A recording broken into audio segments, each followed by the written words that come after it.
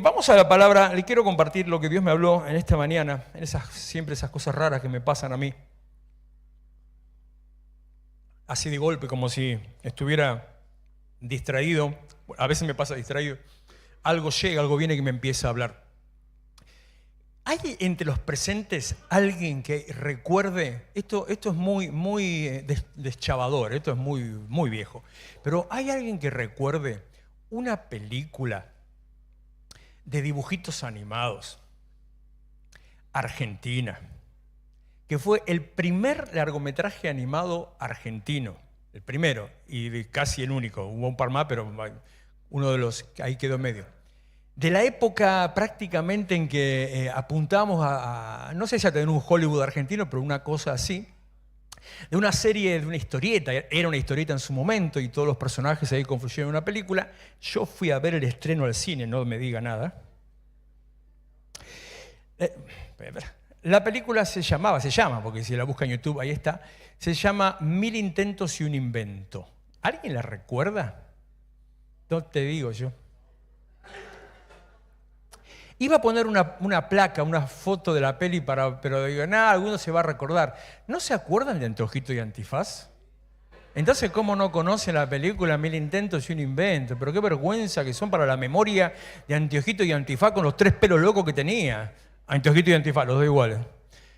Resulta que la película, que en serio yo la fui a ver al cine en su estreno, estrenó en el año 1972, yo tenía 6 años. Trata, así más o menos, habla de un científico fracasado que andaba luchando por lograr, quería inventar la fórmula de la invisibilidad, algo de tomar una bebida que te haga invisible. Qué bueno sería, ¿no? ¿Se imagina lo que sería eso? ¡Qué golazo! Más de uno nos haríamos ricos con eso. Y bueno, 1000 intentos y un invento, el tema es que no pasaba nada, no había manera, fracasaba y en un momento particular, bueno, está la resolución, no la quiero spoilear porque es muy nueva la película, está ahí, termina todo y también tiene una trama emotiva, una enseñanza muy profunda, que es un montón de cosas que pasan por ahí, pero más allá de todo eso, que es típico de la trama de la película, el tema en sí está un poquito basado en un hecho real. La frase, el título, está basado en un hecho real o anecdótico, que es sobre la vida de Thomas Alva Edison. Edison fue el tipo que inventó las lamparitas, las bombitas, no estas que usamos ahora, sino las anteriores, las de filamento. Eran otro método, otro sistema, qué sé yo, otra cosa distinta, pero él inventó eso para salir de la iluminación a gas. No sé cómo fue, o sería muy largo contarle, empezó a trabajar con el invento de la lamparita incandescente. La cuestión es que el tipo, alguna vez conté esto yo, para hacer eso, para inventar la lamparita, se fundió, quebró, hipotecó su casa, su taller, quedó prácticamente en la ruina en todas las cosas, le sacaron lo que tenía, la mujer lo dejó. Bueno, una cuestión impresionante porque el tipo estaba empecinado en que quería lograr, quería conseguir fabricar, construir esa lamparita. Él tenía la idea, el concepto ya lo tenía en la cabeza. Alguna prueba le había salido mínimamente bien. Lo que pasa es que el problema que tenía Don Edison es que la lamparita encendía, ¡puf!, en el instante se quemaba, se apagaba. ¿Y quién va a comprar una lamparita que dure 10 segundos? No sirve para nada. Entonces, ahí estaba la gran lucha de él. Es más, hasta en un momento, no recuerdo exactamente bien cómo fue, pero entre las pruebas casi incendia toda la ciudad por un corte de luz, una cosa así que hizo, una descarga eléctrica. Y hay una frase posterior que pasó a la posteridad sobre Edison, que dice que ya siendo viejo y qué sé yo, le hacen una entrevista en un diario y le preguntan, ¿cómo es, doctor Edison, cómo puede ser que habiendo fracasado tantas veces, usted a pesar de eso siguió adelante? Y ahí siempre sale, en todo libro motivacional o de coaching o incluso en liderazgo, se utiliza siempre esa expresión, la frase que no sé si exactamente la dijo o no, pero se dice que él dijo, yo no fracasé nunca, lo único que hice fue encontrar o aprender, descubrir 1000 maneras en las que la cosa no funcionaba. Así que eso no es un fracaso, sino simplemente aprendí otras cosas. De ahí salen otras ideas, como aquello de que el éxito está sobre la cima de una montaña o de una escalera de muchos fracasos, que le puedo asegurar que es real, es así mismo, si no Si alguno compró o leyó Fracasados, en la introducción creo, dice en un momento por ahí una frase que dice, fracasado soy yo, porque sé lo que es vivir en fracasos y aprender de los fracasos también. Entonces, esa situación de Edison o del tío, ¿cómo se llamaba? El tío Antifaz, de Anteojito, nos pueden llevar a una enseñanza sobre determinación, sobre acción, sobre emprendimiento, sobre visión, sobre, qué sé yo, alguna de esas cosas que estaba diciendo recién con Dani cuando estábamos acá arriba, que son las habituales que yo creo del Evangelio y las habituales para salir adelante en cualquier situación que uno pase. Decisión, determinación, perseverancia, persistencia, pararme encima de los problemas, no mirar para atrás, mirar adelante y, como el caso de él, mirar la meta. Él tenía solamente claro eso, mirar la meta. No sabía cómo llegar, no tenía mucha idea de cómo hacer el asunto, tuvo esos 1000 fracasos, pero él quería llegar a una meta, a un lugar, a una determinación. No le voy a hablar de todo eso, aunque obviamente va a estar metido un poquito en el medio, pero sí le quiero hablar de otras dos cosas relacionadas, que son la visión y la bendición. La visión porque, como le pasó a Edison, como le estoy diciendo, él sabía a dónde quería llegar. Quería que la lamparita quede prendida, quería que la lamparita no se queme, quería que el vidrio no explote, quería que la cosa empiece a prenderse y ahí de golpe, hasta que al final, un día, no sé cómo habrá sido, un día quedó. No se detuvo hasta alcanzar esa meta, hasta lograr eso. Y la bendición, porque aunque pareciera loco, pero la bendición, la manera de alcanzar la bendición, la manera de vivir la bendición de Dios, está muy relacionada con esta forma en que él hacía sus experimentos, su trabajo. Está muy relacionado con la manera de alcanzar. La bendición se relaciona con una meta, la bendición se relaciona con una visión, la bendición se relaciona con una manera de llegar, una manera de alcanzar. Y lo que nos pasa muchas veces, a todos, me incluyo, es que sabemos a dónde queremos ir, pero capaz no sabemos cómo ir hacia ese lugar. Estamos viendo la meta, estamos viendo lo que queremos. ¿Querés comprarte un auto? ¿Querés comprarte la casa? Yo estoy con algo ahora sí acá, por eso le digo este año va a ser, cállate vos, este año va a ser así, porque no me lo puedo sacar de la cabeza algo que tengo y que vi este año, estos días. Entonces estoy ahí con eso, entonces sé a dónde quiero llegar, sé lo que tengo en la cabeza, estoy viendo, materialmente estoy viendo el lugar, la forma, la cosa, lo que sea, la bendición, pero puede pasar que no sepamos por dónde ir. Como yo no sé si alguna vez estuvo en algún lugar de montaña, en una zona montañosa, ya sea simplemente mirando el paisaje, o caminando, o en bicicleta, en moto o en auto, capaz que allá a lo lejos se ve un monte al que quiere llegar. Entonces dice, bueno, vamos derecho por este camino y llegamos, pero resultó ser que el camino te recontra desviaba, o bajaba al valle, o volvía a subir, de golpe te encontrabas con un río en el medio, entonces no sabías que el camino venía tan complicado. O aquella gente ilusa e inocente, que está de vacaciones en la costa, se va a pasar un día a la playa, ya está aburrido, porque uno a la playa va a aburrirse, saca un doctorado de aburrimiento, y entonces dice, ¿vamos a caminar un ratito por la costa? Que nunca te digan eso, es capaz si alguien te dice eso. Entonces, bueno, dale, vamos. Entonces, si vamos hasta allá. Y la costa se ve allá, que puede ser la escollera de la otra ciudad, tal vez, ¿no? Como la ves por la costa, la ves allá. Y empiezan a caminar, y siempre está allá. Y nunca llega, y seguís caminando, y pasó 1 hora, capaz que 2 horas, estás charlando, estás haciendo nada, y sigue estando allá. Y no llegaste todavía, pero te das vuelta, mirás a dónde estabas y ya ni ves a dónde estabas.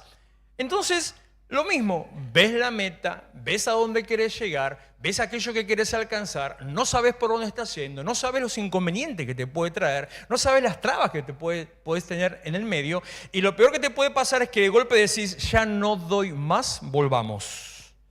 Y como le pasó a Elías, tenés que volverte a caminar 2 horas, solo que ahora ya no tenés ni fuerza para hacer 5 minutos caminando. Otra vez para allá. Son los problemas que tiene la bendición, o sea, mejor dicho, el alcanzar la bendición. Entonces, ¿qué hizo Edison? ¿Qué hizo el tío Antifaz? Empieza a probar caminos alternativos, empieza a buscar colectoras, empieza a hacer, probó con esto otro, probó con esto otro. Entre las cosas que probó este hombre para la lamparita, usaba hilos de algodón. Digo, claro, viejo, ¿cómo no se te va a quemar con hilos de algodón? Después buscaba telas que sean más resistentes, hilados más resistentes, probó con lana, no sé con qué otras cosas más, hasta que después empezó a usar los metales, hasta que encontró el metal apropiado para que le sirviera para que se encienda la luz. Buscas un montón de caminos alternativos, buscas un montón de ideas que a vos te parece, como le pasó, qué sé yo, a Abraham. ¿Conoce la historia de Abraham? O por lo menos alguito respecto de Abraham. Yo siempre digo, no diga conoce cuando capaz que alguien no conoce, me caí en mi propia trampa, en mi propio juego. Pero lo que sabemos de Abraham es que en un momento determinado tenía una promesa, recibió una promesa, sabe a dónde quería ir, pero la promesa no llegaba. ¿Cuál era la promesa? Vas a tener un hijo. Y la promesa no llegaba. La edad no acompañaba.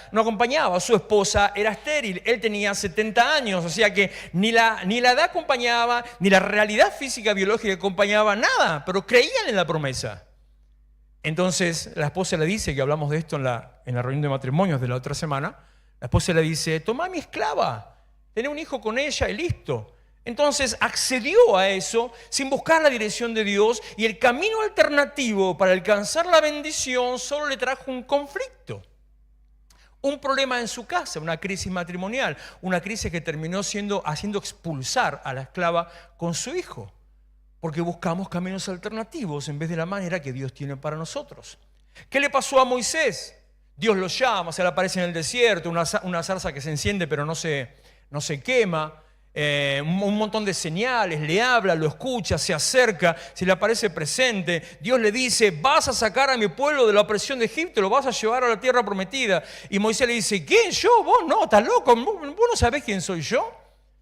Esas cosas, cuando desconocemos del poder de Dios, no entendemos lo que Dios puede hacer, cuando no confiamos en lo que Dios quiere hacer con nosotros, cuando nos miramos a nosotros mismos en base a nuestras miserias y no a lo que Dios ve, cuando somos tan soberbios, siempre me gusta verlo de esta manera, somos tan soberbios que le decimos a Dios, te equivocás, yo sé más que vos, yo sé que no puedo. Decía el sábado pasado, cuide sus palabras, cuidemos las cosas que decimos y cómo las decimos, porque las palabras tienen el poder de alterar, de cambiar el lugar alrededor. Entonces, al final, tanto ida y vuelta en la conversación con Dios, buscó un camino alternativo, y cuando lo hartó a Dios, porque si lee Éxodo, creo que es 13 o 14, se dice que Dios, enojado, le dice, ahí tenés a tu hermano, usalo a él por tu boca para que él hable, ya que vos no sabés hablar, él va a hablar por vos. Y ese camino alternativo de poner al hermano para esconderse, para no estar al frente, como me dijo alguien ayer, me hizo reír bastante, que cuando tenía síndrome de Jonás, entonces Dios te manda para allá, vos querés ir para el otro lado. Dios te dice, hace esto, vos te metés abajo de la tierra. Dios te dice, te voy a usar, y vos salís corriendo para que no te use, porque considerás que no o porque no querés que pase. A Moisés lo que le pasó es que el hermano, Aarón, se le convirtió en un forúnculo. E inmediatamente el tipo le organizó un golpe de estado, una rebelión, una revolución, se levantó en contra de Dios, un hombre que no tenía liderazgo, el liderazgo lo tenía Moisés, la gente se empezó a incomodar y él hacía lo que la gente quería, y terminó ¿cómo? Adorando a un ídolo pagano, un ídolo falso, totalmente fuera de lo que Dios había pensado para ese pueblo. Los caminos alternativos para alcanzar las metas o las bendiciones pueden terminar en caos, en crisis, en conflicto. Cuando empezamos no sé, quiero alcanzar X cosa en mi vida, lo que sea, piense en alguna cosa en su vida, y empieza a buscar caminos alternativos que no tienen a Dios en el medio, puede terminar en crisis o en conflicto.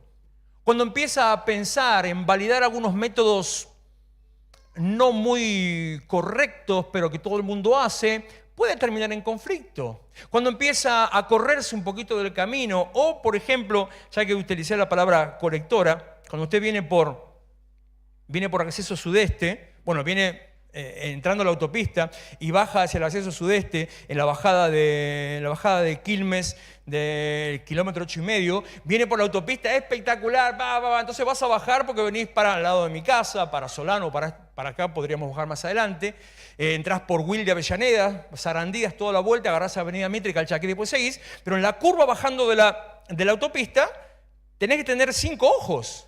Porque venís embalado, recopado, y de golpe, pozo. entrar por la colectora siempre tiene algún conflicto o alguna crisis. Evitar el peaje siempre tiene alguna consecuencia para tu vida. Buscar tu manera de hacer las cosas, de que Dios quiere hacer con vos, puede terminar en un conflicto, puede terminar en un problema. Pero que ya me hablé tanto que ya hasta la donde estoy. Acá estoy.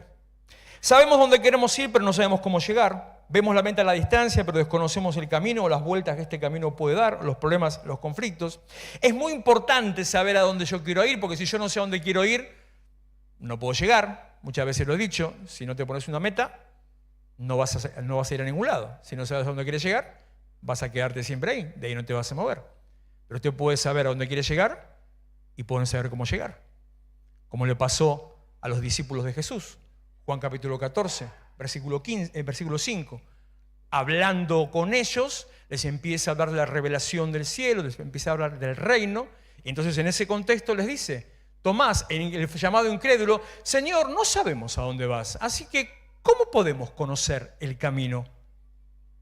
Pero sí lo conocían a él, porque el versículo 6 dice, yo soy el camino, la verdad y la vida. Entonces, podés saber, podés tener una dirección, pero podés estar confundido en dónde estás, porque estás buscando caminos alternativos.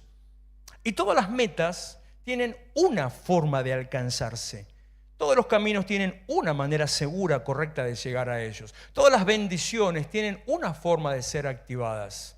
Del mismo modo que le pasó a Moisés, del mismo modo que le pasó a Abraham, del mismo modo que le pasó a Edison y que le pasó a tantos otros que seguramente en su vida habrán pasado por cosas similares.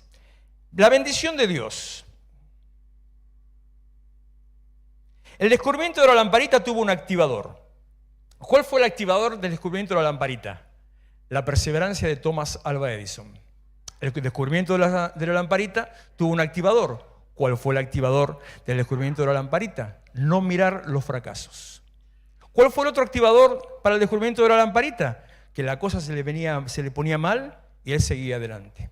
Que la mujer lo dejó y él seguía adelante. Que el banco le reclamó el taller y él seguía adelante. Que se empezó a endeudar y él seguía adelante. Que ya no le daban, creo que la historia dice que cuando ya no le daban más créditos, ya el banco le cerró las cuentas, ya no le daban más plata, ahí fue donde, ¡pac!, inmediatamente encontró la solución. Lo que pasó después es que se lo quisieron adueñar y otras cosas más que vienen a continuación de la situación que él estaba viviendo. Entonces, ese descubrimiento tiene un activador. Y la bendición de Dios también tiene un activador. Y la bendición de Dios no es como uno se le ocurre, sino que la bendición de Dios, como las cosas de Dios, todas las cosas de Dios se hacen de una sola manera. Las cosas de Dios no se hacen de la misma manera, sino que se hacen a la manera de Dios. Muchas veces yo digo respecto de la forma de alcanzar y de los activadores, que mi actitud, la forma en que yo encaro las situaciones, es la llave que activa el cumplimiento de las promesas de Dios sobre mi vida. Pero esa actitud está conectada con otra acción, con otro activador, que en realidad lo que está diciendo la actitud es hacer algo distinto a lo que se está haciendo para alcanzar la bendición. Recibiste una palabra de parte de Dios, tenés una promesa, estás orando por algo, estás esperando que algo suceda. Te dieron una palabra, el Señor te habló en forma personal, lo recibiste en oración, tenés una convicción, tenés la fe, como le dije antes cantando, yo sé que estás aquí, pero no ves que estás llegando. Te pones incómodo, te pones molesto, te quedás a esperar, pero la bendición no llega. ¿Qué es lo que está faltando entre el momento del cumplimiento de la bendición y el momento de la petición de la bendición? ¿Qué es lo que conecta la petición de la bendición con el cumplimiento de la bendición? ¿Cuál es el activador que hace que lo que vos estás pidiendo o la manera que estás pidiendo de golpe se haga realidad y aquello que está detenido en el cielo se materialice en tu vida? ¿Cuál es el nexo? ¿Cuál es el fusible que conecta una cosa con la otra? Estaba esta mañana leyendo y recordaba, bueno, el miércoles pasado con la Santa Cena fue muy apropiado hablar en Maldiciones Generacionales sobre la cruz. Entonces recordaba el concepto que hablamos el miércoles, que la cruz cancela la maldición generacional. Que la maldición generacional no llega a nuestras vidas, porque la maldición generacional se cancela también con la actitud que nosotros ponemos delante de Dios. Que la maldición generacional se corta por nuestra decisión de ser transformados. Que la maldición generacional se cancela por mi entendimiento, por mi posición de ser hijo, entenderlo, vivirlo y practicarlo. En definitiva, lo que hablamos el miércoles sobre el tema de la maldición es que cuando yo llego a Cristo, cuando yo lo recibo a Él, soy una nueva creación. No tengo nada que ver con el que era y el pacto de la cruz corta, cancela la maldición. Por lo tanto, no hay nada que a mí me conecte con la maldición generacional. Un tema que venimos hablando ya 5 semanas y que vamos a seguir hablando sobre ese tema. No hay nada que a mí me conecte con la maldición generacional. La maldición generacional no existe. No estás condenado a vivir lo que pasó a tu familia, sino que tenés que tomar decisiones que te saquen de esa posición. Ahora bien, esta mañana leyendo la Biblia, Deuteronomio, está el pasaje donde empiezan a hablar antes de la maldición, habla acerca de la bendición. Y entonces ahí es donde el Señor me empieza a hablar. Que la cruz y el pacto de la cruz cancela la maldición generacional. Pero el pacto de la cruz no cancela la bendición. ¿Qué quiere decir? Que mientras la maldición se cortó ahí y no llega a tu vida, la bendición sigue vigente. Solo que la bendición tiene un activador, como lo estoy diciendo sobre la vida de Edison o de Moisés o de otra cosa más. La bendición tiene algo que hay que hacer. Y la palabrita que aparece en todos los versículos de Deuteronomio 28, del 1 al 14, la palabrita que aparece es obediencia. El fusible que conecta la petición con el cumplimiento es la obediencia. La llave que conecta la decisión, el deseo, el anhelo con recibirlo es la obediencia. En este caso, le vuelvo a decir lo de la actitud. ¿Dónde estaría la obediencia? En tomar una actitud que te conecte con la palabra de Dios, en tomar una actitud que te ponga delante de esa bendición. La obediencia. La obediencia es el fusible que activa que la bendición llegue a tu vida. ¿Y obediencia a qué? Porque está esa vieja frase cristiana evangélica no bíblica que dice, en la obediencia está la bendición. Sí, es cierto, en la obediencia está la bendición. Ese versículo no existe, pero ¿obediencia a qué? Por ejemplo, Mateo capítulo 7, versículo 7. Pidan y se les dará, busquen y encontrarán, llamen y se les abrirá, porque todo el que pide recibe, el que busca encuentra y el que llama se le abre. Entonces dice, pidan es una orden, en modo potencial. Busquen es una orden, en modo potencial. Pidan, busquen, llamen, perdón. Es una orden, del mismo modo. Te está diciendo, el Señor te está diciendo, hacé. Si vos estás esperando recibir algo, lo que tenés que hacer es pedir, tenés que llamar, tenés que buscar. También hay otro ejemplo que está en Mateo capítulo 8, versículo 5. Al entrar Jesús en Capernaum, se acercó a él un centurión pidiendo ayuda. Señor, mi siervo está postrado en casa con parálisis y sufre terriblemente. Iré a sanarlo, respondió Jesús. Pero el centurión contestó, Señor, no merezco que entres bajo mi techo, pero basta con que digas una sola palabra y mi siervo quedará sano. Porque yo mismo, y presta atención a estas palabras, soy un hombre sujeto a órdenes superiores, dice el centurión, y tengo soldados bajo mi autoridad. Le digo a uno, ve y va, y al otro, ven y viene. Le digo a mi siervo, haz esto y lo hace. Al oír esto Jesús se asombró y dijo a quienes lo seguían, les aseguro que no he encontrado en Israel a nadie que tenga tanta fe. Pero el centurión no habló de fe. El centurión habló de obediencia y de autoridad. Pero para Jesús la obediencia y la autoridad te relacionan con la fe. ¿Por qué?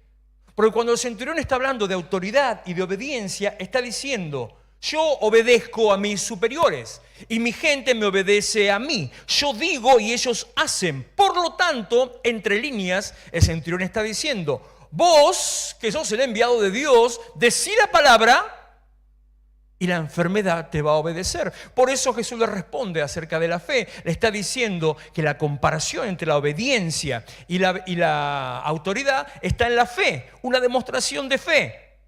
Lo que conecta el cumplimiento con la bendición es la obediencia. La llave que activa la bendición sobre tu vida es la obediencia. ¿Obediencia a qué? A los principios, preceptos, mandatos y a la palabra de Dios. Deuteronomio capítulo 28, versículo 1. Si realmente escuchas, condicional, al Señor tu Dios y cumples fielmente todos estos mandamientos que hoy te ordeno, El Señor tu Dios te pondrá por encima de todas las naciones de la tierra. Si obedeces, condicional, al Señor tu Dios, todas estas bendiciones vendrán sobre ti y te acompañarán siempre. Bendito serás en la ciudad, bendito en el campo. Son versículos, y ahora se los voy a seguir leyendo, pero son versículos que solemos escuchar o leer o repetir sueltitos. Nos tomamos una palabra y digo, dice la palabra del Señor, por ejemplo mire. La Biblia dice, benditas serán tu canasta y tu bandeja de amasar. La Biblia dice, bendito será el fruto de tu vientre, tu cosecha, la cría de tu ganado, los terneritos de tus manadas, los corderitos de tus rebaños. La Biblia dice, el Señor te concederá la victoria sobre tus enemigos. Avanzarán contra ti por un camino y huirán por ti por 7 caminos. Decimos, la Biblia dice, el Señor bendecirá tus graneros y todo el trabajo de tus manos. Y hay unos cuantos versículos más. Entonces me tomo de esa palabra y digo, la Biblia dice que esto va a pasar conmigo. Sí, pero 28.1 dice, si obedeces estas palabras que yo te mando hoy, entonces todo eso va a pasar. La obediencia es el activador de la bendición. La obediencia es la llave que activa el cumplimiento de la bendición. La obediencia a la palabra de Dios es lo que hace que eso que está latente, porque la bendición la tenemos desde el principio y para siempre. La bendición no se cortó con la cruz, la bendición se afirmó en la cruz. Pero que yo mismo la puedo cortar por mi actitud, por mi decisión, por mi acción o por mi posición. Estás orando porque en tu casa las cosas se arreglen, estás orando por tu matrimonio, por tu hijo, estás orando por un trabajo nuevo, estás orando para una mejora económica, estás orando para que el Señor cancele tus deudas, estás orando para que el Señor sane tu cuerpo, aunque el tema de la sanidad pasa también por otro camino, mucho más complejo. Estás orando porque, no sé, porque querés invertir en algo, porque querés expandirte, porque querés crecer, porque necesitas una casa más grande o un auto más grande. Estás orando porque necesitas una iglesia más grande. Sí, pero sí tan cómodo ahí, ¿no? Mire, hasta allá no veo muy bien, pero ahí está medio amontonadito, ¿no? También, hace calor ahí arriba, ¿no? ¿No? ¿También ahí? No. Estamos cómodos. Yo ya le dije a unos cuantos que el determinante va a ser el domingo de Pascua. El domingo de Pascua todavía no sé qué cosa, no se me ocurrió, no lo tengo todavía, cuál va a ser el elemento que vamos a poner, porque es complicado. ¿Cómo hago para poner algo de la iglesia en la iglesia? ¿Cómo?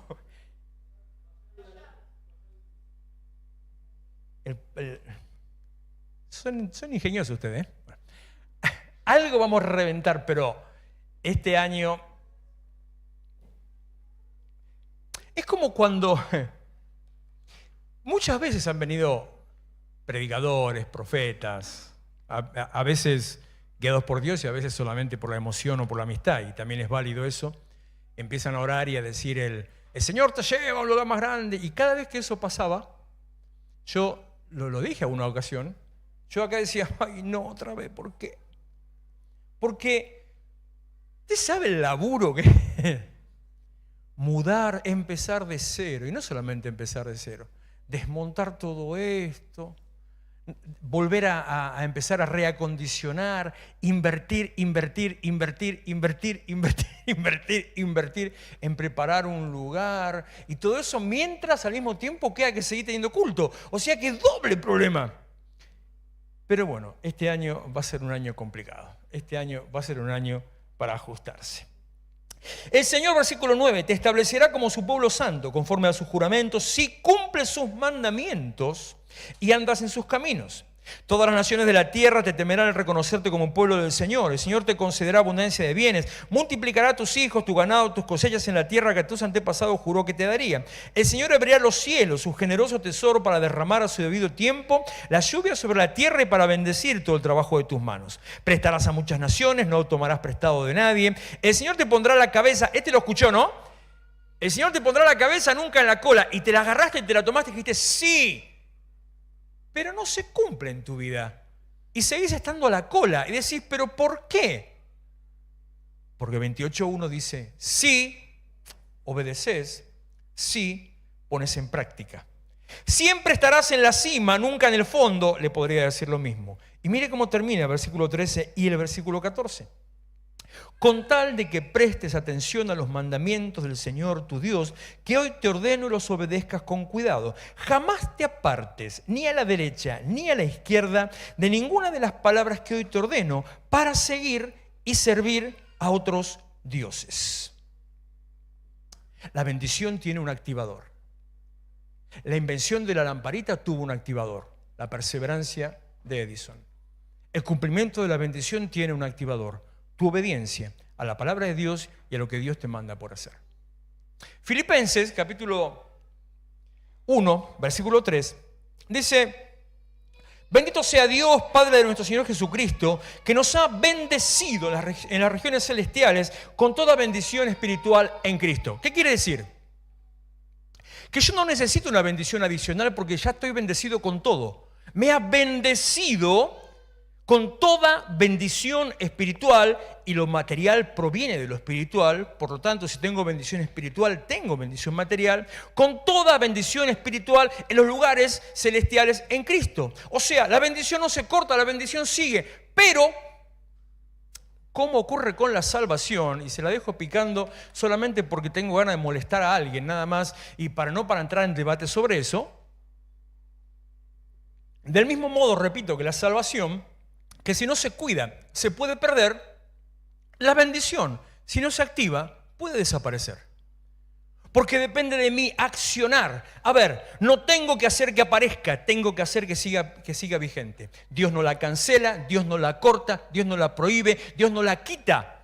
Es mi actitud, mi acción, mi obediencia la que me conecta con el wifi de la bendición para que yo lo pueda recibir en mi vida. Malaquías capítulo 2, versículo 1. Ahora pues, este mandamiento es para ustedes, los sacerdotes. ¿Y quiénes son los sacerdotes en este tiempo? ¿Usted tiene idea quiénes son los sacerdotes en este tiempo? ¿Tiene alguna idea? Nosotros, quiere decir, toda la iglesia somos sacerdotes. ¿Qué es un sacerdote? Es el que tiene relación con Dios. ¿Qué es un sacerdote? El intermediario entre el pueblo y Dios. ¿Qué es un sacerdote? Aquel que presenta la ofrenda de pecado y la lleva delante del Señor. Y Éxodo dice, y Apocalipsis repite, y Pedro repite, que nosotros somos un pueblo de sacerdotes y gente santa. Por lo tanto, a los sacerdotes Dios le dice: si no me hacen caso ni se deciden a honrar mi nombre, les enviaré una maldición y maldeciré sus bendiciones. Ya las he maldecido porque ustedes no se han decidido a honrar mi nombre. Dios no la quita. Dios no me la quita. Yo la cancelo. ¿Con qué la cancelo? Cuando me corro del camino, cuando me corro de la visión, cuando me corro del propósito y cuando no cumplo las palabras que Dios me habló. La bendición tiene un activador. El activador de la bendición es la obediencia. Creo que, no recuerdo bien, pero me parece que en el devocional de esta mañana hice un comentario respecto a eso. Cuando queremos seguir nuestro propio camino, hacer los caminos alternativos también, vivir las cosas a nuestra manera. Y a veces queremos estar acá y allá. A veces queremos decir dos cosas distintas al mismo tiempo. O a veces queremos vivir dos cosas distintas. A veces queremos ser muy santos en la iglesia y ser muy pillos en la calle. A veces queremos ser muy consagrados, levantando las manos al Señor, pero después andamos haciendo una tramoya para ganar un manguito más. No se puede tener dos caminos al mismo tiempo. No se puede tomar caminos alternativos. No se puede alcanzar la bendición espiritual con principios o con métodos netamente humanos, sino que la bendición espiritual se alcanza con principios espirituales. Lo que conecta la petición o el llamamiento con la bendición es la obediencia a la palabra de Dios y a lo que Él declaró sobre tu vida. El otro día estábamos hablando también el miércoles sobre siembra y cosecha. Es un principio universal. Es el principio más importante de toda la Biblia, del reino de Dios. En el reino de los cielos todo gira alrededor de la siembra y la cosecha. Bueno, esas son las frases, cosas así que aparecen en Dicho está.